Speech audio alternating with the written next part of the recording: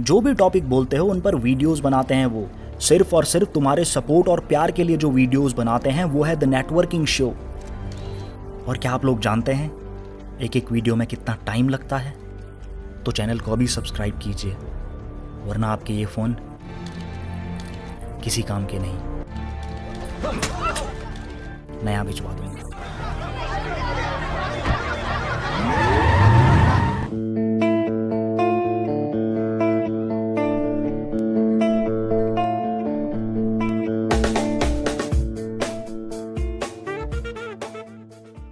Sir, बार बार कोशिश करने के बाद भी मुझे प्रोस्पेक्टिंग, प्रेजेंटेशन और फॉलो अप में फोकस करने में बहुत परेशानी आ रही है। आपने पिछली बार मुझे महान लीडर्स कैसे महान बनते हैं एक बुक के माध्यम से बताया था, लेकिन मैं जब भी चीजें अप्लाई करने बैठती हूँ बार बार मैं मेन एक्टिविटीज को छोड़कर फालतू चीजों में लग जाती हूँ। आज मुझे इसका पूरा सॉल्यूशन चाहिए। हाँ, इससे अच्छी बात क्या हो सकती है? प्रॉब्लम को सॉल्व करना ही तो मेरा काम है।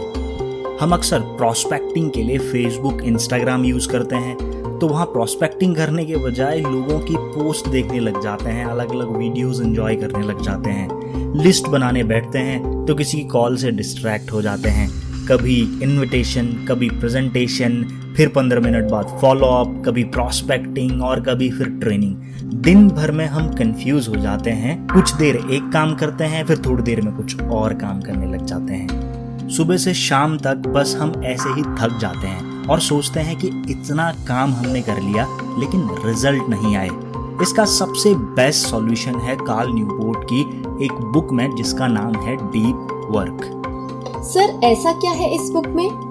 न्यूपोर्ट अपनी बुक में बताते हैं कि वर्क यानी काम दो तरह के होते हैं। एक होता है शैलो वर्क, दूसरा है डीप वर्क।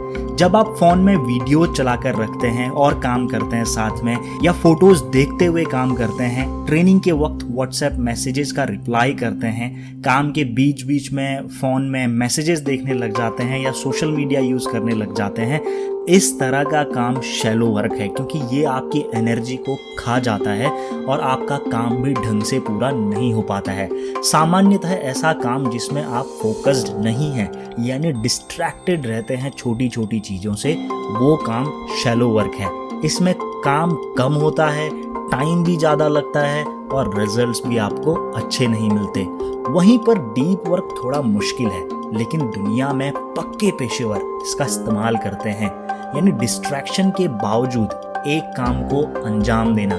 यही कारण है कि डीप वर्क से अच्छे रिजल्ट्स हमें मिलते हैं, वो चाहे फॉलोअप में हो या फिर इन्विटेशंस में। सर, कुछ एग्जांपल्स के साथ डीप वर्क को समझाइए। अभी पूरा समझ नहीं आया है कि ये कैसे नेटवर्क मार्केटिंग में मुझे और मेरी टीम को मदद करेगा। मान लो कि तुम अभी प्रोस्पेक्टिंग में लगे हो। थोड़ी देर सोशल मीडिया में लोगों की प्रोफाइल चेक कर उनसे बात आगे बढ़ाई। अब 10-15 मिनट बाद तुम्हें अचानक याद आया और तुम कुछ फॉलोअप करने लग गए। फिर 2-4 फॉलोअप खत्म करके वापस तुम प्रोस्पेक्टिंग में लग गए। अब ऐसे में तुम्हें लगेगा कि तुम काम कर रहे हो, तुम नेटवर्क मार्केटिंग तो कर रहे हो, फॉलोअप भी कर रहे हो, आप प्रोस्पेक्टिंग भी कर रहे हो, लेकिन यह एक डिस्ट्रैक्टेड काम है, क्योंकि पहले तुम्हारा फोकस एक जगह पर 100% बना हुआ था, यानी प्रोस्पेक्टिंग पर आपका एक फ्लो बना हुआ था। फिर तुम्हारा ध्यान दूसरी जगह लग गया, वहां पर ध्यान को एकाग्रचित्त करने में, फोकस करने में तुम्हें कुछ टाइम लगा। अब वहां पर तुम पूरा फोकस्ड नहीं रह पाओगे। फिर कुछ ही मिनट बाद दूसरे काम में लगने से फोकस घटकर लगभग आधा ही रह जाता है और तुम्हें वापस वो फुल कंसंट्रेशन तक पहुंचने में ज्यादा टाइम लगता है। और जब भी काम में फोकस ना हो वो आपको इच्छित रिजल्ट नहीं देता है, क्योंकि बार बार हमारा फ्लो टूट जाता है। अब 3-4 अलग अलग काम तो तुमने कर दिए, लेकिन ढंग से एक भी काम डीपली फोकस्ड होकर नहीं किया, जिससे तुम्हारी एनर्जी भी वेस्ट होगी और हमें पल्ले नहीं पड़ता है कि कमी कहाँ रह गई। अब कुछ समझ में आ रहा है कि मेरा फोकस क्यों कम होता जा रहा है। लेकिन सर, कुछ तो मेथड होगा ना जिससे हम हर काम को फुल्ली फोकस्ड होकर कर सकें। हाँ बिल्कुल, न्यूपोर्ट ने इस बुक में 4 मेथड बताए हैं जिन्हें हम टाइम, सिचुएशन और गोल्स के हिसाब से यूज कर सकते हैं। पहला मेथड है मोनास्टिक डीप वर्क। इस मेथड में आप खुद को दुनिया से बिल्कुल अलग कर सकते हैं, जिससे आप अपना काम खत्म करके ही बाहर निकलो। ज्यादातर राइटर या म्यूजिशियन इस टेक्निक का इस्तेमाल करते हैं। कुछ लेखक तो किसी सुनसान वीरान जगह पर जाकर लिखना पसंद करते हैं, क्योंकि वहां उन्हें कोई डिस्ट्रैक्ट करने वाला नहीं होता। अपने गोल के हिसाब से हम इसका इस्तेमाल कर सकते हैं, और बिल गेट्स और मार्क जकरबर्ग ने यही किया। वो अपने आप को आइसोलेट कर देते थे, खुद को दुनिया से अलग कर देते जब भी उन्हें किसी बड़े प्रोजेक्ट पर काम करना होता था। तो खुद को दुनिया से बिल्कुल अलग करके मेरा काम कैसे चलेगा सर? हम तो नेटवर्क मार्केटिंग वाले हैं और हमारा काम तो लोगों के बीच ही रहकर चलता है ना।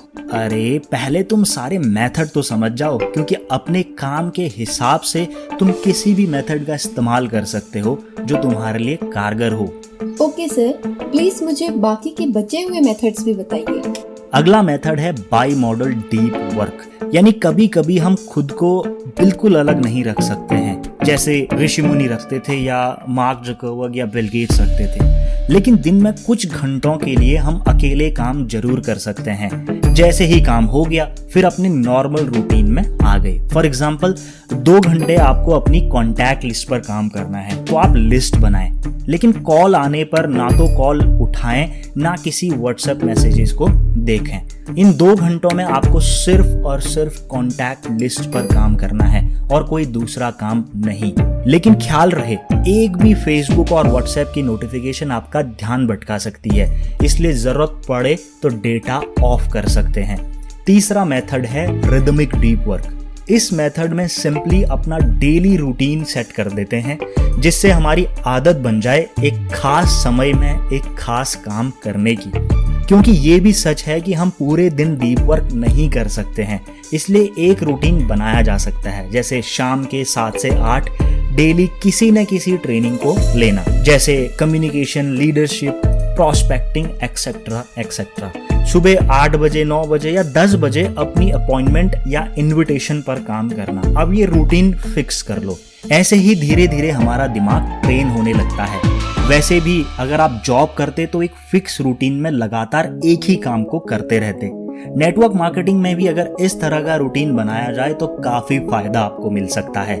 लास्ट मेथड है जर्नलिस्टिक डीप वर्क। अब मान लो कि कोई पूरे दिन बिजी रहता है जॉब में या किसी अन्य बिजनेस में, तो एक जर्नलिस्ट की तरह इस मेथड का इस्तेमाल करके आप डीप वर्क कर सकते हैं। फॉर एग्जाम्पल, तुम्हें पता है कि तुम शाम के 5 से 6 बजे के बीच में फ्री रहोगे, ये बात तुम्हें पहले से ही पता है, तो सारे डिस्ट्रैक्शंस को खत्म करके तुम इस 1 घंटे में फुल्ली फोकस्ड होकर काम कर सकते हो। जैसे कभी कभी हम पढ़ाई के लिए दरवाजा बंद कर देते हैं, बिल्कुल बैठ जाते हैं सब कुछ छोड़ छाड़ के। या मान लो कि तुम्हें लंच में आधे घंटे का एक्स्ट्रा टाइम मिलता है, तो तुम किसी एकांत जगह पर जाकर कुछ पोस्ट क्रिएट कर सकते हो, जिससे तुम्हें कुछ लीड्स आ जाएं। डीप वर्क करने से धीरे धीरे हमारा फोकस भी गहरा होता चला जाएगा और ऑटोमेटिकली हमारी वैल्यू बढ़ जाएगी, क्योंकि जब कोई काम बिल्कुल डूब कर किया जाता है तो वो दुनिया में अपना प्रभाव जरूर छोड़ पाता है। अगर कोई स्टूडेंट है या जॉब या कोई बिजनेस करता है तो इस लास्ट टेक्निक का इस्तेमाल करके वो फायदा उठा सकता है।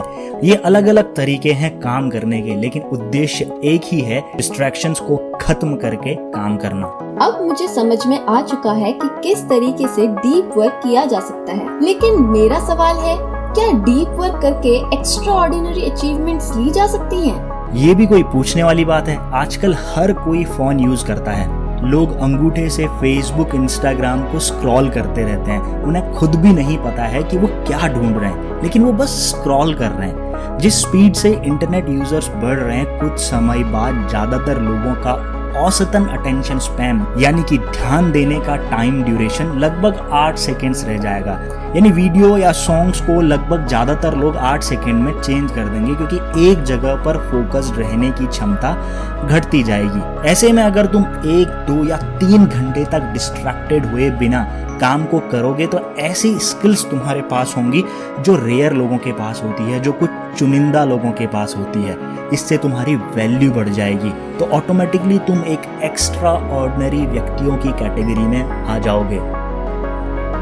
दोस्तों, अगर आपने भी इस वीडियो को पूरा देखा है तो कॉन्ग्रेचुलेशंस, आपके फोकस्ड रहने की क्षमता बरकरार है। इसका और ज्यादा प्रयोग कर आप अपने गोल्स को जरूर पूरा कर पाएंगे। कमेंट करके बताओ अगर आपको ऐसी ही वीडियोस आगे भी चाहिए, ताकि हम आपकी जरूरत के हिसाब से वीडियो बना सकें। ये वीडियो पसंद आई हो तो लाइक जरूर कर दीजिए, अपनी टीम में शेयर करें, और हाँ, चैनल पर नए आए हैं या अभी तक चैनल को सब्सक्राइब नहीं किया है तो जरूर कर लें। बेल आइकन को भी प्रेस कर लें, जिससे आने वाली वीडियोस की सारी नोटिफिकेशंस आपको मिल पाएं। We will see you guys in the next video. Thank you so much for watching.